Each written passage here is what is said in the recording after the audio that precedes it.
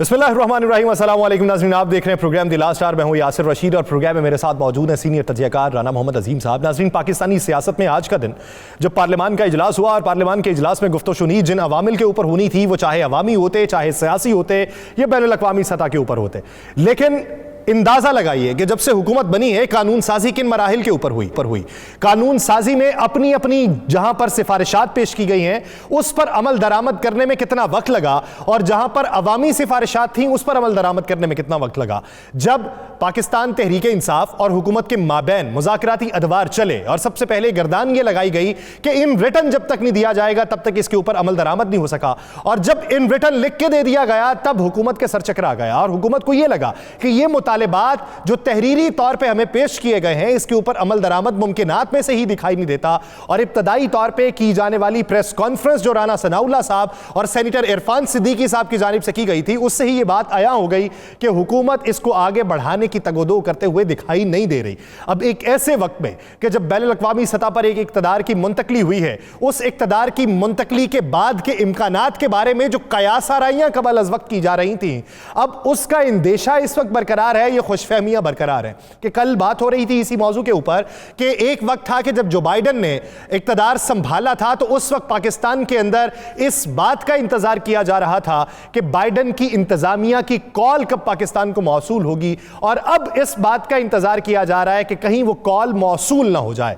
अब इस पूरे मंजरनामे में पाकिस्तान की मईशत किस हद तक आगे बढ़ेगी, और गवादर का इंटरनेशनल एयरपोर्ट जिस हद तक एक मरकजी हैसियत हासिल कर चुका है, तो मुआशी मंजरनामा किस हद तक फले फूलेगा, और पाकिस्तान तहरीक इंसाफ की सिफारिशात पर अगर अमल दरामद नहीं होता जिसके इम्कानात ज्यादा दिखाई दे रहे हैं, तो फिर वो पॉलिटिकल केओस के खात्मे की बातें या वो नारा किस हद तक हवा में उड़ जाएगा। इसी पे बात करेंगे। राना साहब की तरफ बढ़ते हैं। राना साहब, क्या समझते हैं पार्लियामान के ऐवान के अंदर जो गुफ्तगू हुई है या जिन चीज़ों के ऊपर बहस मुबाहिसा हुआ है और दोनों अतराफ के वहाँ पर हमें जो अंदाजे दिखाई दिए हैं या अवामिल दिखाई दिए हैं या किरदार दिखाई दिए हैं, उसमें कोई मुस्बत पेशरफ्त आपने देखी? बिस्मिल्लाहिर्रहमानिर्रहीम। अस्सलातु वस्सलामु अलैका या सय्यदी या रसूलल्लाह, अस्सलातु वस्सलामु अलैका या सय्यदी या हबीबल्लाह, ताजदार खत्मे नबूवत, जिंदाबाद जिंदाबाद। देखें यासर, आज तो बिल्कुल एक चीज़ वाज़ेह हो गई है कि मज़ाकरात का डंडोरा ख़त्म हो गया। आज एक चीज़ वाज़ेह हो गई है कि मुझे लग रहा है कि हुकूमत के अंदर, हुकूमत के बाहर, अपोजिशन के अंदर, अपोजिशन के बाहर, दोनों इतराफ में अगर देखें तो मुझे कोई नया और बड़ा फड्डा नजर आ रहा है। वो इस वक्त की सूरत हाल है आज के इजलास में और इजलास के बाद, और आज मुख्तलिफ जो सियासी हल्के हैं उनके अंदर होने वाली गुफ्तगू, अगर इन सब तमाम चीज़ों को हम देखें तो एक चीज़ तो बिल्कुल वाज़ेह तौर पर नजर आएगी कि कुछ होने वाला है। मैं चूंकि आज इस वक्त जिस जगह पे मौजूद हूँ, ये भी इक़्तिदार के ईवानों का एक अहम तरीन एरिया है और इक़्तिदार के ईवानों में रहने वालों का इलाका है। मेरा आज उनसे मेरी मुलाकात भी कुछ लोगों से हुई, तो मुझे एक हैरत अंगेज तौर पर यह बात पता चली कि एक बहुत बड़ा हुकूमत का इत्तेहादी जो है वो बहुत जल्द हुकूमत को छोड़ के जा रहा है। बहुत बड़ा इत्तेहादी, छोटा इत्तेहादी नहीं है, कोई आम इत्तेहादी नहीं है, एक बड़ा इत्तेहादी है और बहुत जल्द हुकूमत को छोड़ के जा रहा है। और मुझे तो ये भी पता चला कि इसके बाद हुकूमत जो है इसके पास भी 2 से 3 माह का वक्त है, और 2 से 3 माह के वक्त में एक ऐसा सियासी धमाका होने वाला है जो सियासी धमाका तमाम की तमाम चीजों को उलट के रख देगा।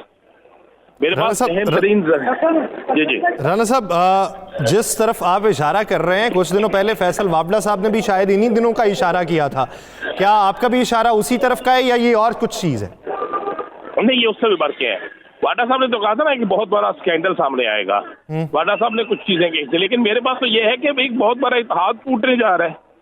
मेरे पास तो खबर यह है कि एक बहुत बड़ा इत्तेहादी जो है वो अलविदा करने जा रहा है। मेरे पास तो खबर यह है कि एक बहुत बड़ा इत्तेहादी जो है वो हुकूमत को छोड़ रहा है, और एक बहुत बड़ा इत्तेहादी जो है उसका किसी ताकतवर हल्के से एक बड़ा फड्डा होने जा रहा है। ये फड्डा जो मैं लफ्ज आपको कह रहा हूँ, इस बात को नोट कर लीजिएगा, एक बड़ा फड्डा होने जा रहा है। और अगर ये फड्डा हो गया और अगर वाकई ऐसी हकीकत होगी तो फिर आप इस बात को ज़हन नशीन कर लें कि आने वाले वक्तों में, आने वाले दिनों में सियासत में भी कुछ ऐसी अनहोनी होगी जिसके मतलब कोई सोच भी नहीं सकता।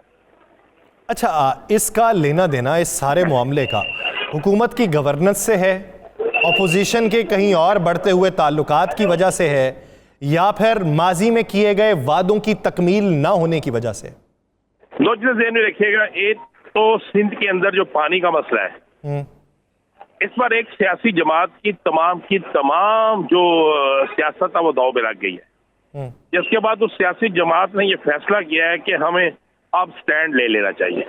अगर वो सियासी जमात स्टैंड लेती है उस पानी के मसले पर, तो फिर वो सियासी जमात जो है वो उन हलकों के साथ उसका इख्तिलाफ पैदा हो जाएगा जिसकी बिना पर वो इक़्तिदार के करीब तक पहुंचे हैं या जिसके बिना पर वो बहुत से मामला से बचे हैं।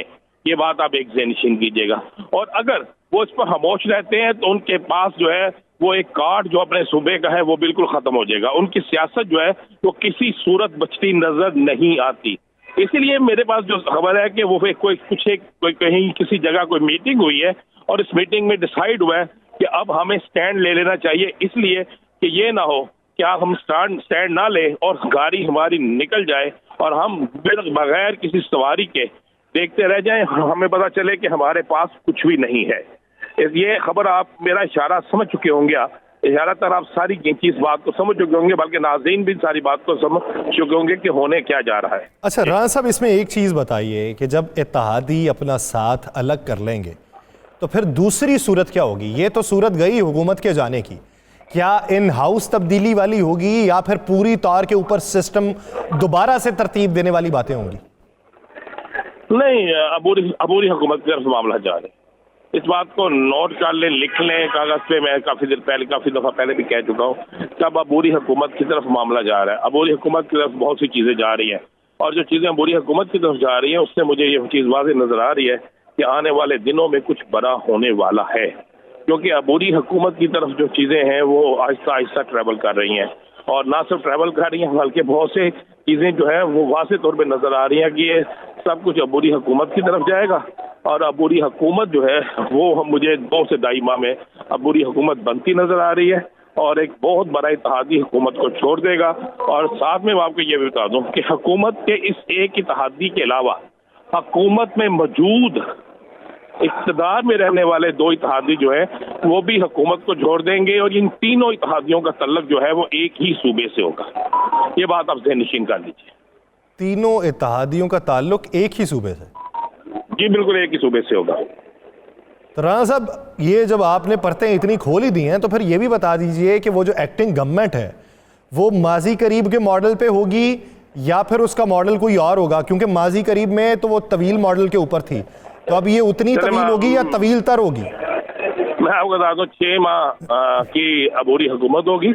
1 साल की बात की जा रही थी लेकिन 6 माह की अबूरी हुकूमत होगी और ये 6 माह की जो अबूरी हुकूमत होगी इसको तहरीक इंसाफ की भी मुकम्मल तायद हासिल होगी, लेकिन तहरीक इंसाफ की तरफ से कोई भी इस अबूरी हुकूमत का हिस्सा नहीं होगा। ये बात आप ज़हन नशीन कर लीजिएगा। और जहाँ तक बात है बाकी कल की हलफबर्दारी के बाद कुछ ऐलानात की और आइंदा चंद घंटों में कुछ होने वाली तैनातियों की, तो उसके बाद आपको ये वाज़ेह नजर आ जाएगा कि कुछ होने वाली तैनातियाँ और कुछ होने वाले ऐलानात जो हैं इससे हालात किस तरफ जा रहे हैं, इससे हालात कौन सी करवट ले रहे हैं और इससे आने वाले दिनों में क्या होने जा रहा है। ये बड़ी चीजें वाज़ेह हो जाएंगी। मैं बस आपको ये बता सकता हूँ कि एक बड़ी तब्दीली की हवा चल पड़ी है और बड़ी तब्दीली की जो हवा चल पड़ी है इस तब्दीली की हवा ने बहुत कुछ तब्दील कर देना है।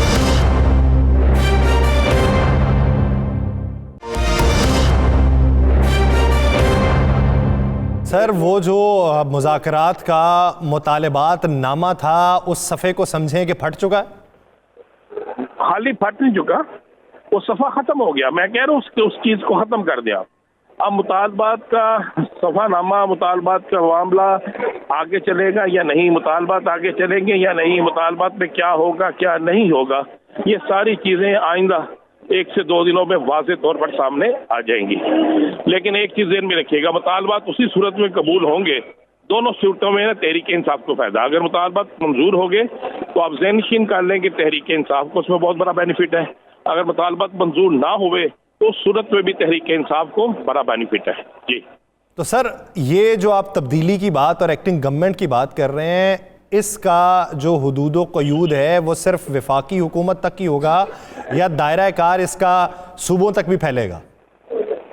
नहीं, इसका दायरा कार सूबों तक भी फैलेगा। जब ट्रेन जो होती है ना, इंजन जब उतर जाए पटरी से तो पीछे जितने ट्रेन के डब्बे होते हैं ना सारे रुक जाते हैं, या सब के सब जो है वो भी पटरी से उतर जाते हैं। ये हो नहीं सकता कि इंजन जो है वो पटरी से उतर जाए और आप फिर कहें कि ट्रेन चलती रहे, ऐसा मुमकिन नहीं है। तो फिर कुछ अरसा मुकम्मल खामोश रहने वालों की खामोशी टूटते हुए भी उन दिनों में देखते हैं। मैं कह रहा हूँ कि मुकम्मल खामोश रहने वाले शायद इतने जोर से बोले कि उनका बोलना जो है वो कानों को फाड़ के रख दे।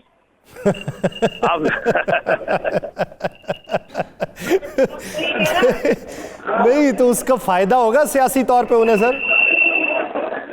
बस मैं आपको इतना बता रहा हूँ कि कुछ सियासी फायदा है, सबसे ज्यादा बड़ा जो सियासी फायदा है ना वो तहरीक इंसाफ को होने जा रहे हैं, और तहरीक इंसाफ को होने वाले सियासी फायदे से आपको नजर आ जाएगा कि बहुत से हालात जो है वो तेजी के साथ बदलने जा रहे हैं। अच्छा राना साहब एक चीज़ बताइए, आप जो कह रहे हैं कि इत्तेहादी अलहदा होने वाला है, उस इत्तेहादी ने आज से कोई 1-1.5 साल पहले पाकिस्तान तहरीक इंसाफ को एक ऑफ़र करवाई थी, क्या अब भी वो ऑफ़र करवाने को तैयार है या फिर मुकम्मल सेटअप तश्कील पा चुका है और अब ऑफ़र शॉफर कहीं पे कोई रिलेट ही नहीं करती? नहीं, एक बात ये कर लीजिएगा कि ना कोई ऑफर और ना कोई इत्तेहाद, तहरीक इंसाफ के साथ उनका ना कोई ऑफर होगी ना कोई इत्तेहाद होगा, बल्कि अब जो भी होगा वो निगरान सेटअप में होगा और हर लोग तमाम के तमाम लोग जो है वो पुरानी तरह पर ही काम करेंगे। और आप अगर ये कहें कि पाकिस्तान की सियासत में कोई तब्दीली नहीं आएगी तो पाकिस्तान की सियासत में बहुत बड़ी तब्दीली आएगी, और आप इस तमाम चीज़ों को आइंदा 24 से 48 घंटों में आपको ये चीज़ें नज़र भी आना शुरू हो जाएंगी। साहब ये बहुत बड़ी खबर है, इन चेहरों के हवाले से जो अबूरी सेटअप का हिस्सा होंगे उनका ताल्लुक हाल की सियासत से है, माजी की सियासत से है, या फिर मुस्तकबिल करीब की सियासत में आने वालों से होगा? उनका ताल्लुक जो है माजी की सियासत से भी है, हाल की सियासत से भी है और आने वाले दिनों से भी होगा। यह बात निश्चित कर लें, बहुत बड़ा पाकिस्तान की सियासत में गला आने वाला है। राना साहब इस पूरे मामले में क्या पाकिस्तान की मईशत की बेहतरी के हवाले से कोई मॉडल की तैयारी है कि जिसकी वजह से ये पूरा सेटअप बनाया जा रहा है? बात यह है कि पाकिस्तान की सियासत में बहुत कुछ होने वाला है। मैं आपको इशारा दे रहा हूँ कि एक बड़ा इत्तेहादी हुकूमत कुछ होने वाला है और एक ही सूबे से तलक रखने वाली 3 सियासी जमातें हुकूमत से अलहदा होने वाली हैं। 2 से 3 माह में आपको पाकिस्तान की सियासत में एक ऐसा भूचाल नजर आएगा जिसके मुताल्लिक आप कभी तसव्वुर भी नहीं कर सकते। ठीक, सियासत में भूचाल नजर आएगा और इसी सियासत के मामले को तूल देंगे, इसी मंजरनामे में बात की जाएगी। मलिक अहमद खान बुचर साहब, अपोजिशन लीडर पंजाब असम्बली, वो हमें ज्वाइन कर चुके हैं। बहुत शुक्रिया मलिक अहमद खान बुचर साहब इस हवाले से अपना वक्त देने के लिए। मलिक साहब पहला सवाल राना साहब करना चाहेंगे। राना साहब इस वक्त मसरूफियत के बायस स्टूडियो में मौजूद नहीं। राना साहब बात कर सकते हैं आप? मुंजर साहब ये तो बताइएगा क्या सूरत-ए-हाल बन रही है, क्या मुज़ाकरात का अमल ख़त्म हो गया? मुज़ाकरात का अमल जो है वो बिल्कुल जो हमें नज़र आ रहा है उसमें नज़र तो यही आ रहा है कि मुज़ाकरात आगे नहीं चलेंगे। आपके पास क्या इत्तला है? जी राना साहब, मुझे ना आपकी बात से इत्तफाक इसलिए है कि उनके जो गैर ज़िम्मेदार मिनिस्टर साहबान हैं उनके बयानात आज आप सुन रहे होंगे। जिस तरह उतार ने एक बयान दिया है आज के 9 मई और 26 नवंबर पे बिल्कुल नहीं बनेगा जुडिशल कमीशन। तो आप अब देखें ये बातें पहले करने वाले, ये उसी तरह बात है, आपको याद होगा जब 24 नवंबर से पहले इन्हीं गैर जिम्मेदार मिनिस्टर्स ने ये कहा था कि एक छांटा लगेगा और सब गायब हो जाएगा। तो मेरा ये ख्याल है कि अब देखिए हमारी तरफ से तो पूरी तरह हम मुज़ाकरात में इन हैं और मुज़ाकरात में हमने अपना चार्टर ऑफ डिमांड दे दिया था इनको। तो अब आगे कुछ चलेंगे तो हमें पता चलेगा। अब हमने यकतरफा मुज़ाकरात अपने आप से तो राना साहब करने नहीं है। तो इनके बयानात से तो यही लग रहा है कि ये मुज़ाकरात को सबोताज करने की कोशिश कर रहे हैं, इस सेंस में कि अगर मुज़ाकरात कामयाब हो जाते हैं, क्योंकि मुज़ाकरात में चीज़ें वाज़े हैं। 9 मई का जुडिशल कमीशन है, 26 नवंबर का जुडिशल कमीशन है और फेयर ट्रायल है। अब फेयर ट्रायल में जब इनका इन्फ्लुएंस नहीं होगा अदालतों पे, ख़ुसूसन लोअर कोर्ट्स पे, और ये जो ATC की अदालतें हैं इन पे जब इनका इन्फ्लुएंस नहीं होगा तो मेरा नहीं ख्याल ये केसेस ज़्यादा देर चल सकेंगे। बेसलेस केसेस हैं ये राना साहब। तो मुझे तो देखें, अब मैं चूंकि आपकी राय में राय मिला रहा हूं, अभी अपनी इंडिपेंडेंट राय नहीं दे रहा। इनके गैर जिम्मेदाराना बयानात की वजह से यही लगता है कि ये इस प्रोग्राम को एक अच्छी वाइब आ रही थी। एक गुज़श्ता कुछ दिनों से आर्मी चीफ वाली अच्छी वाइब हुई। बानी पीटीआई ने एडमिट किया इमरान खान साहब ने कि सर बसद एहतराम मलिक साहब, ये अच्छी वाइब्स आपके लिए हैं, किसी के लिए ये डरावना ख्वाब भी तो हो सकता है।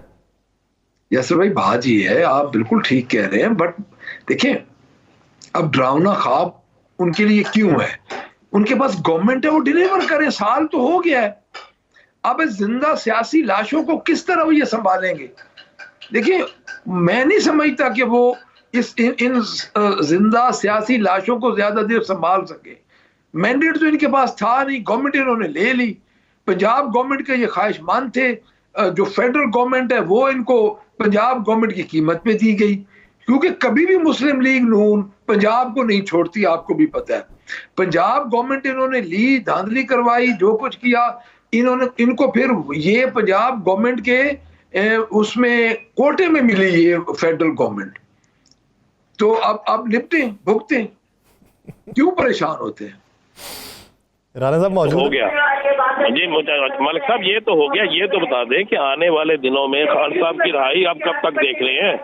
आपकी मुलाकात पिछले दिनों। मैं राणा साहब, मैं ये समझता हूँ कि खान साहब की रिहाई जो है वो, अब देखें, अब केसेस पे मुनसर है। जिस तरह आपको भी पता है अल-कादिर का ये फैसला हुआ है, तो एक क्या गया है, पाकिस्तान का एक जो जस्टिस बाहर गया है, आप खुद देखें, ट्रस्टीज को इन्होंने सजा की है। और चले, ये टेक्निकल बहस है लंबी चौड़ी। मैं ये देख रहा हूं कि फेयर ट्रायल हो तो खान साहब का जिस दिन ये केस लगेगा हाई कोर्ट में, और खान साहब की वाइफ का, जो कि खान साहब के साथ बेगुनाह एक घरेलू औरत हैं जिन पे इन्होंने जुल्म करके तो उनको इन्होंने सजा दी है, तो मेरा नहीं ख्याल कि ये केस 10 दिन से ज्यादा ये केस टिकने वाला है। ये केस उड़ जाएगा, इसके पल्ले ही कोई शे नहीं है जनाब। राणा साहब, आप एक दो सवाल मुसलसल कर सकते हैं।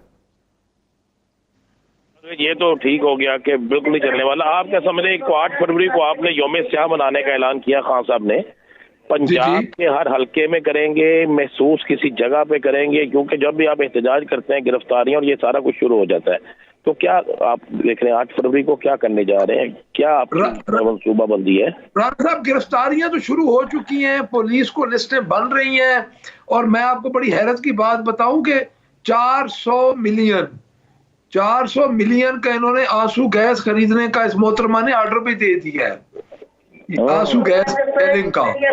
तो ये इन्होंने जो ये किया है अपना, वो तो डेफिनेटली ये इसी तरह ही होगा कि गिरफ्तारियां भी होंगी। लेकिन अभी ये प्लान हम नहीं बता रहे कि हम मखसूस जगह पे करेंगे, हल्कों में करेंगे, किसी एक जगह पे करेंगे, फ्लैश प्रोटेस्ट करेंगे, हम क्या करेंगे, ये अभी फैसला होना है। यौम स्याह 8 फरवरी को मनाया जाएगा, ये फैसला हो चुका है जी। नहीं, यौम स्याह तो आप मना रहे हैं, लेकिन यौम तशक्कुर जो है वो मुस्लिम लीग नून यानी हुकूमत मना रही है।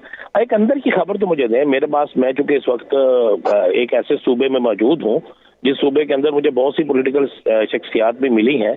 सुनने में आ रहा है कि हुकूमत का कोई बड़ा इत्तेहादी हुकूमत को छोड़ के जा रहा है। आपके पास क्या इत्तला है? जी बिल्कुल, आप ठीक कह रहे हैं। वो अब इनका बोझ उठाने से कासिर है, तो वो जा रहा है, और वो बड़े टेक्निकल तरीके से जाएगा। आईनी ओहदे उन्होंने ले लिए हैं, वो तो उनके पास है। अब स्टेक पे कौन लगा हुआ है, दाव पे कौन लगा हुआ है? दाव पे ये लग गए 26 नवंबर के बाद। देखिए राणा साहब, बात ये कोई मजाक नहीं है।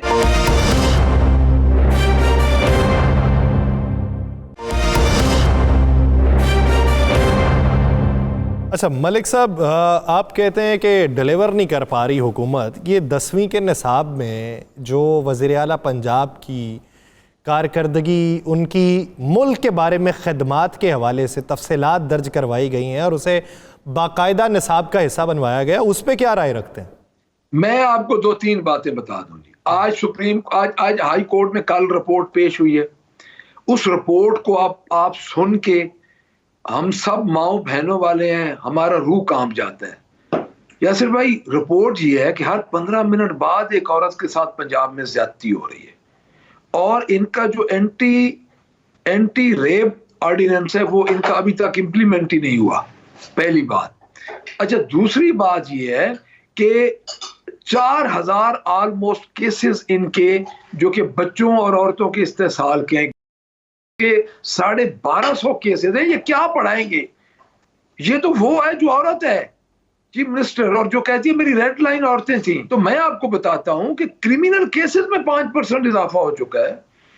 अच्छा, उसके बाद 132 अरब रुपया इन्होंने सुथरा पंजाब के लिए इन्होंने झोंक दिया है। इन्होंने इंफॉर्मेशन टेक्नोलॉजी से म्यूजियम की मिनिस्ट्री अलहदा करके मरियम औरंगजेब को दे दिया, आर्कियोलॉजी की मिनिस्ट्री उसको दे दी है। तो मैं ये समझता हूं कि अब जो हालात हैं इस वक्त, वो हालात ये हैं कि आप खुद देखें कि इस वक्त मैं अपने तौर पे इस गवर्नमेंट को सूबे की नाकाम तरीन गवर्नमेंट समझता हूं। तो कामयाब तरीन गवर्नमेंट इस वक्त मुल्क के किस सूबे में हो रही है सर? सर, ये बड़ा अच्छा सवाल है। हालात के मुताबिक कामयाब तरीन गवर्नमेंट वफाक के न तामुन होने के बावजूद, किसी पे कोई जुल्म नहीं हो रहा। हमारा बुनियादी मसला यासिर साहब का क्या है? लॉ एंड ऑर्डर है, इन्फ्लेशन है। आप मुझे ये बता दें, मैं अब ये बात करूंगा तो फौरन इस बात का आपको लगेगा कि देखिए, बात ये है कि केपीके की गवर्नमेंट जो है अपने महदूद वसाइल के बाद भी वहां पे एक सूबा चलाने की कोशिश कर रही है और कामयाबी से चला रही है। उसकी वजह यह है कि वो कत्तन उसको किसी तरफ से भी कोई सपोर्ट नहीं है, पहली बात। सर, दूसरी बात यह है, एक मुझे एफआईआर दिखा दें उसे नून के किसी बंदे पे, एक एफआईआर मुझे किसी मुखालिफ पार्टी पे दिखा दें, साल हो गया। तो मैं तो समझता हूं कि कामयाब हुकूमत है जहां लोगों को के फंडामेंटल राइट नहीं मुतासिर हो रहे, जहां लोग आजादी से सांस ले रहे हैं। हमारा तो यहाँ पे फंडामेंटल राइट ही हमारे नहीं है। हमारे पास अपने जीने के लिए अपनी मर्जी भी हमारे लिए तो नहीं रही। यासिर भाई सर, एक आखिरी सवाल ये कि जो मुमकिनात में दिखाई नहीं देता कि आपके मुतालिबात पूरे हों, तो फिर नामुमकिनात की सूरत में आपकी अगली हिकमत अमली क्या है? हमारी अगली हिकमत अमली एहतजाज है जी, इसके अलावा हम क्या करेंगे? हम पहले ही फस्ताइयत वो तो 8 फरवरी के तनाजुर में है। मुतालिबात पूरे ना होने के तनाजुर में क्या होगा कि जिसकी पहली स्टेज आपने तरसेलाते ज़र का बायकॉट करने की रखी हुई थी, उसका अगला मरहला क्या होगा? देखिए सर, बात यह है कि हम फिर खड़े हो जाएंगे 26 नवंबर वाली जगह पे। फिर उसके बाद पार्टी का हम एक कलेक्टिवली फैसला होगा। डेफिनेटली हमने कुछ सो तो नहीं जाना जी, हमने एक जंग इनके साथ करनी है। पाकिस्तान की सिंगल लार्जेस्ट पार्टी है जिसको यासिर साहब इन्होंने दीवार के अंदर चुन दिया है, तो हमने कुछ ना कुछ तो करना है। हम घर कैसे बैठ जाएंगे? कुछ ना कुछ तो करेंगे, और घर कैसे बैठेंगे और 26 नवंबर की पोजीशन पे वापस चले जाएंगे और फिर एहतजाज की सूरत हाल जो है वो अपनाई जाएगी। बहुत शुक्रिया मलिक अहमद खान बुच्चर साहब इस हवाले से के लिए। नाज़रीन में ज्वाइन किया है पाकिस्तान के सीनियर सियासतदान शेख रुहैल असगर साहब ने। शेख साहब, बहुत शुक्रिया आपके वक्त का। शेख रुहैल असगर साहब, सुनने में यह है कि हुकूमत की एक बड़ी इत्तेहादी जमात वो हुकूमत से अपना रास्ता अलग करने को है। अब खबर यही है, लेकिन बादियों नजर में यह दिखाई देता है कि पाकिस्तान पीपल्स पार्टी या एमकेएम हो सकती है कि अगर बड़ी सियासी जमात का तज़किरा किया जाए, तो आपको लगता है कि मुस्तकबिल करीब में ऐसे इम्कानात मौजूद हैं?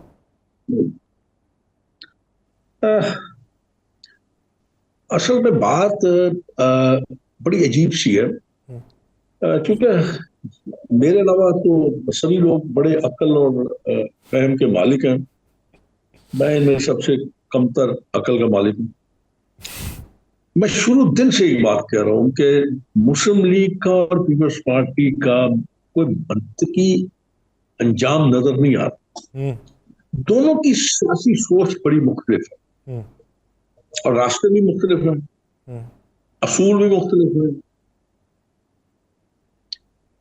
और ये एक बिल्कुल अननेचुरल अलायंस है जिसको आप ये कह सकते हैं कि जरूरत कह सकते हैं। उसकी अहमियत कब खत्म होती है, जरूरत कब खत्म होती है, ये बड़ी लिखी बड़ी बात है, सामने दीवार पे लिखा हुआ, क्योंकि वहां पे भी बड़े बड़े कदावर लोग बैठे हैं। बिलावल साहब अपने आप को ये समझते हैं कि वो हक रखते हैं इस मुल्क के वज़ीर आज़म बनने का। वो आपको याद होगा, या पिछले टेन्योर में भी वो शायद बनते बनते रह गए थे, और इस दफा भी ख्याल तो यही था। अब हुआ ये कि मैं तो चूंकि एक डायरेक्टली उसमें शामिल नहीं हूं, और मेरे जैसे लोगों की कौन बात सुनता है, मैं तो ये बात अरसद रास्त पे कह रहा हूं कि जो काम आज पीपल्स पार्टी कर रही है, आप भी तो कर सकते थे बाहर बैठ के, आप भी आंखें दिखा सकते थे, आप भी अपने काम ले सकते थे। टोटल जितनी सेरेमोनियल किस्म के दफातर थे, उन पे आप भी काबिज हो सकते थे, आप भी अपनी डिमांड आगे रख सकते थे हुकूमत में। लेकिन वो जो इक़्तिदार का नशा होता है वो तो अपनी जगह है। आपको नहीं ना एहसास, आप कभी बैठे हो 2 झंडों की गाड़ी में, वो जो मर्सिडीज भी होती है, बुलेट प्रूफ, बम प्रूफ। सर उसमें बैठना तो दरकिनार, सर उसमें बैठना तो दरकिनार, उसके आने से 4 किलोमीटर दूर से ही हमें मोड़ दिया जाता है सर। हाँ, मैं इसके भी बड़ा सख्त खिलाफ हूँ। मुझे समझ नहीं आती कि आप वज़ीर आज़म बनने से पहले तो आपकी जान बिल्कुल आम लोगों जैसी होती है, वज़ीर आज़म बन के आपकी जान करोड़ों से ज्यादा अहमियत हासिल हो जाती है। मरना तो है ही यार, मर जाओ, क्या होगा फिर, क्या होगा। खैर एनीवे, ये आपके इस टॉपिक का नहीं है, टॉपिक नहीं है आपकी इस बात का। अब मैं आपको यही अर्ज करूं कि पीपल्स पार्टी अपना एक गेम खेले, और मैं समझता हूँ बड़ी अक्लमंदाना, दानिशमंदाना गेम। अच्छा, क्योंकि जो हालात नजर आ रहे हैं, देखें इस वक्त मैं तहरीक इंसाफ से माजरत के साथ इस सारे एपिसोड में अगर किसी ने कुछ गंवाया है तो तहरीक इंसाफ। मतलब जितनी एक्सरसाइज की गई वो ला हासिल, जलसे किए गए, पैसा लगाया गया, लोगों को लाया गया, सर्दी में नचाया गया, सर्दी में भगाया गया, और एट एंड नवंबर की जो 26 तारीख थी या 24 तारीख थी या 26 तारीख थी, जिसपे वो डी चौक पे जाना था, वो कहते थे मैं नहीं जाना, वो कहते जाना है, चले गए। क्या जरूरत थी? एक खौफ था, एक दबदबा था, एक आपका एक भरम बना हुआ था, वो भी आपने एकदम से अपना भरम खत्म कर दिया। सर वो उनके नज़दीक यही सवाल अगर उनसे पूछें तो उनके नज़दीक इसका सादा सा जवाब ये होता है कि अगर इक़्तिदार हासिल नहीं हुआ तो अवाम की मोहब्बत तो हमें हासिल है। नहीं, ऐसी बातें हैं यार। मुझे एक बात बताएं आप जरा, मैं आपसे एक बात पूछ ले तो बड़ा सादा सा आपसे पूछ जी।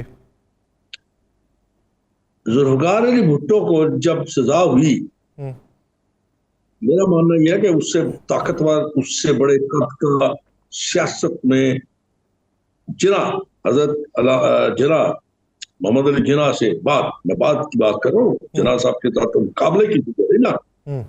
भुट्टो साहब बहुत बड़ी एक सियासी शख्सियत हुए, उनकी फांसी लगाई गई तो आपको याद होगा, पता नहीं आप शायद छोटे होंगे, बहुत बच्चे होंगे, मैं तो हर उस वक्त उनका भी बड़ा था।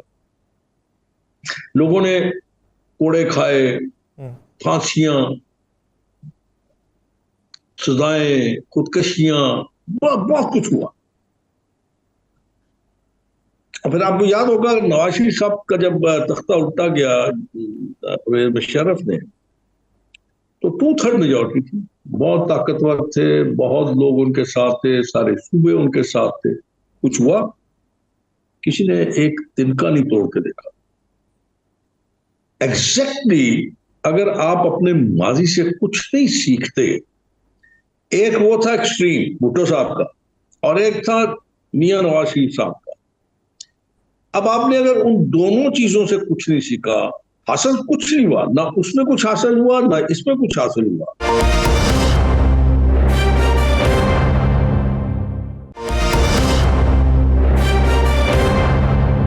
आपकी इस वक्त की हालत के ऊपर कि वो तकलीफ हुई तो आप इस हालत में हैं? तकलीफ से मुराद ये नहीं है तकलीफ से मुराद मेरी है जब मैं किसी को बिलखते हुए देखता हूँ ना, जब मैं किसी को भूख से तड़पते देखता हूँ तो खुद मुझे तकलीफ, क्योंकि मैं शायद उम्र के उस हिस्से में आ गया हूँ कि अब मेरी जाती ख्वाहिशें जो है ना वो है कोई नहीं,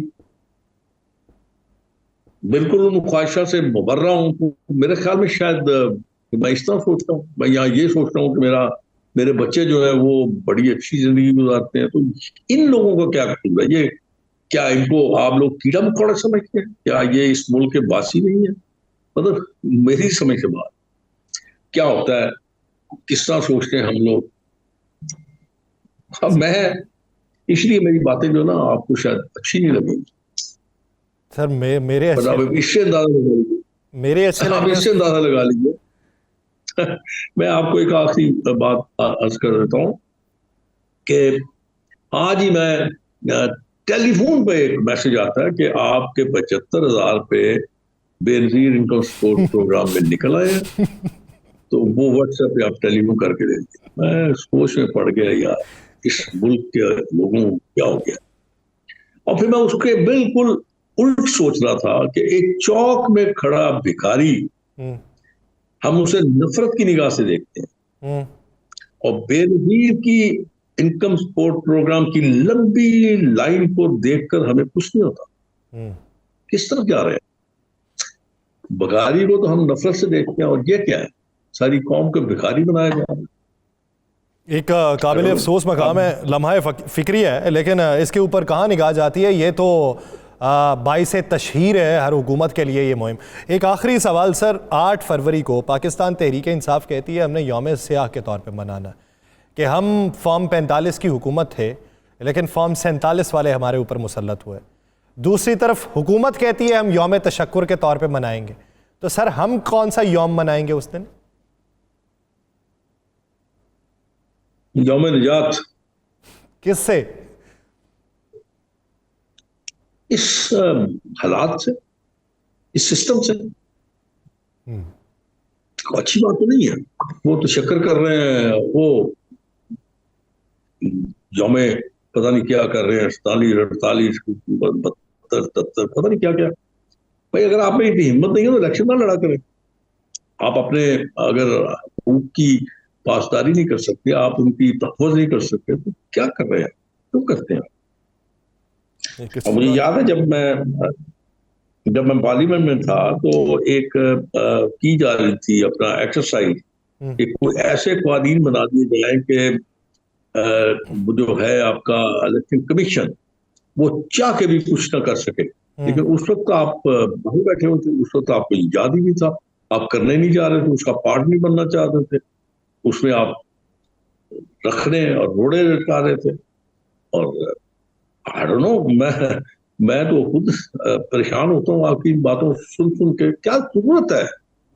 आपके पास फोरम मौजूद है यार, आपके पास सेनेट है, आपके पास पार्लियामेंट है, बोलिए वहां पे जाके, अच्छे अल्फाज इस्तेमाल कीजिए ना, वहां पे कोई गाली गलोच बदतमीजी ना कीजिए ना, अच्छे अल्फाज इस्तेमाल कीजिए। अपनी जो आपके जज्बात हैं, जो आपके ख्यालात हैं, उनका इजहार कीजिए। आपको सिर्फ पाकिस्तान थोड़ी सुनेगा यार, पूरी दुनिया आपकी उस आवाज को सुनेगी। सुनाए आप अपनी आवाज। जाहिर बात है पार्लियामान के फ्लोर को अगर इस्तेमाल किया जाए तो अपनी आवाज़ को ज़्यादा मजबूत और ऊंचा और उसका दायरा वसी किया जा सकता है। बहुत शुक्रिया शेख रोहेल असगर साहब इस हवाले से अपना वक्त देने के लिए। असद हसन साहब बहुत शुक्रिया आपके वक्त का। असद हसन साहब, अगर कल की डोनाल्ड जे ट्रंप की तकरीर को देखा जाए तो उससे आप क्या इम्पैक्ट लेते हैं कि वो जो स्टार्ट के ऊपर उन्होंने दावे किए थे अपनी इलेक्शन कैंपेन के अंदर, क्या उसी के समरात दिखाई देते हैं या फिर उससे कुछ तब्दीली दिखाई दे रही है? देखिए, ज्यादातर फोकस उनका अपनी इलेक्शन कैंपेन के बैकड्रॉप में जो उनकी कमिटमेंट्स थी उसी हवाले से था। कल की स्पीच में भी और स्पीच के फौरन बाद जो एग्जीक्यूटिव ऑर्डर साइन हुए वो अपनी पॉलिसी को और अपनी इलेक्शन कैंपेन के दरमियान किए गए वादों को इम्प्लीमेंट करते हुए नजर आते हैं। अच्छा असद साहब, बुनियादी तौर के ऊपर जो उनकी इलेक्शन कैंपेन थी उसमें उन्होंने डीप स्टेट के खिलाफ इकदाम उठाने की बातें की। अब अगर बाइडन इंतज़ामिया को देखें तो बाइडन इंतज़ामिया ने जितने मुआहदे किए हुए थे या जितने इकदाम उठाए थे उसमें उनकी भी रजामंदी शामिल थी या उनकी ही गाइडलाइन शामिल थी। अब उसको यकसर मुस्तरद कर देना ये काबिल अमल होगा? देखिए, काबिल अमल होगा या नहीं होगा इसके बारे में कबल अज़ वक्त होगा कुछ भी कहना, लेकिन ये तय है कि रिपब्लिकन पार्टी और डेमोक्रेटिक पार्टी कई इश्यूज के ऊपर वो बिल्कुल एक दूसरे से मुख्तलिफ उनका स्टैंड होता है। जो आपने बाइडन एडमिनिस्ट्रेशन की पॉलिसियों की बात की कुछ इश्यूज के ऊपर, भले जैसे वो क्लाइमेट चेंज का रेफरेंस है, यूरोप के साथ और नेटो के मामलात हैं, सो वो बाइडन इंतजामिया डिफरेंट अंदाज में सोचती है और उस तरीके से उसको इम्प्लीमेंट करती हैं। सो सदर ट्रंप को भी ये मुकम्मल इख्तियार है कि वो अपनी एडमिनिस्ट्रेशन की पॉलिसियों को आगे लेके बढ़े, और इस बार उनको ये एडवांटेज है कि कांग्रेस के दोनों ऐवानों में इस बार उनको अक्सरियत हासिल है। कोई टोटल मेजॉरिटी नहीं है, लेकिन स्लाइट एज है और दोनों ऐवानों में उनको अक्सरियत हासिल है, और वो अपनी नौयत के फैसले करते हैं। उनका एक अपना कहना चाहिए कि जेस्चर है, उनकी अपनी एक पर्सनैलिटी है जिसके तहत वो चीज़ों को डिसाइड करते हैं। लेकिन अब वो एक एक्सपीरियंस प्रेसिडेंट के तौर पे यहाँ पे मौजूद हैं, सिस्टम से वाकिफ हैं, पॉलिसी मेकर से वाकिफ हैं, और इस बार जो कांग्रेस के अंदर लोग बैठे हैं वो उनमें से ज्यादातर जो है वो प्रेसिडेंट ट्रंप की इंडोर्समेंट की वजह से अपनी अपनी कॉन्स्टिट्यूंसीज जीतने में कामयाब हुए हैं। सो कोई बात नहीं है कि अगर वो जैसे वो उन्होंने अपनी इलेक्शन कैंपेन में बल्कि जीतने के बाद कनाडा के साथ कन्फेडरेशन की अगर बात की है, उन्होंने पनामा जो है उसको टेक ओवर करने की बात की है, कुछ खलीज मैक्सिकोस का नाम बदलने की बात की है, तो ये चीज़ें वो इम्प्लीमेंट कर सकते हैं। और वो ख़ासतौर पे जो इंटरनेशनल एग्रीमेंट है क्लाइमेट के ऊपर, उससे वो निकलना चाहें। पिछली टर्म में भी उन्होंने ये कहा था कुछ कमिटमेंट्स होती हैं अमेरिका की एज स्टेट, वो उसको ऑनर करना चाहते हैं। इंटरनल डिस्कशंस रहती हैं, लेकिन बिल्कुल उनको मैंडेट है इन इश्यूज़ के ऊपर वो कर सकते हैं।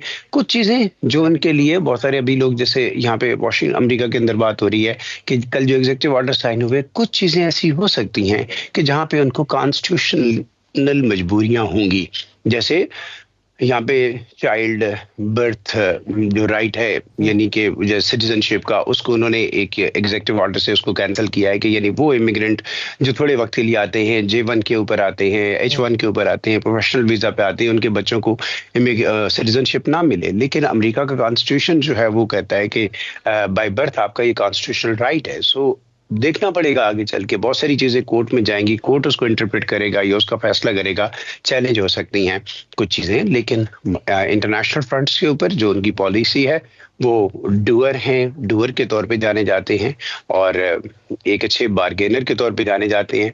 वो उन्होंने कल कहा कि हम जंगे लड़े बगैर जंगे जीतेंगे, यानी अमेरिका फर्स्ट, और अमेरिका के मफाद के लिए, अमेरिका के वसाइल को बेहतर बनाना हो, अमेरिका को एनरिच करना हो, लोगों को एनरिच करना हो। सो एक पूरा एक पॉलिसी फ्रेमवर्क उनके जहन में है और उसको वो इम्प्लीमेंट करेंगे, जिसका कल उन्होंने ऐलान किया और कई एग्जीक्यूटिव ऑर्डर साइन किया है। अच्छा, एक चीज़ और बताइएगा, हालात बहुत कुछ सिखाता है। अब क्लाइमेट चेंज के सेटअप का हिस्सा ना रहना ये उनकी इलेक्शन कैंपेन का हिस्सा था, लेकिन कैलिफोर्निया में जो आग लगी और आग का फैलाव जिस हद तक तेज़ हुआ और उससे जो तबाही हुई और $बिलियन का नुकसान हुआ, उसमें भी एक उनसर क्लाइमेट चेंज का पाया जाता है। क्या उस तरफ तवज्जो नहीं दी जाएगी या उस तरफ के ख्यालात तब्दील नहीं होंगे? देखिए, मैं इस बारे में हम कुछ ये वसूख से नहीं कह सकते। अगर प्रेसिडेंट ट्रंप क्लाइमेट के रेफरेंस पे कोई नुक्ता नज़र रखते हैं तो इसका मतलब ये कदर नहीं है कि वो यकसर जो क्लाइमेट चेंजेस हैं वो उसको मुस्तरद कर रहे हैं। उनकी एक अपनी अप्रोच होगी। आपको क्लाइमेट चेंज जो है, जो तगय्युर है और जो प्लैनेट को जिस तरह से इम्प्लीकेट कर रहा है, तो ये चीज़ें उनके मद्देनज़र हैं। ऐसा नहीं कि वो कहते हैं कि ये एग्जिस्ट ही नहीं करता ये मामला, लेकिन वो उसको अपनी पॉलिसी और अपने तरीके से हैंडल करने की कोशिश करेंगे।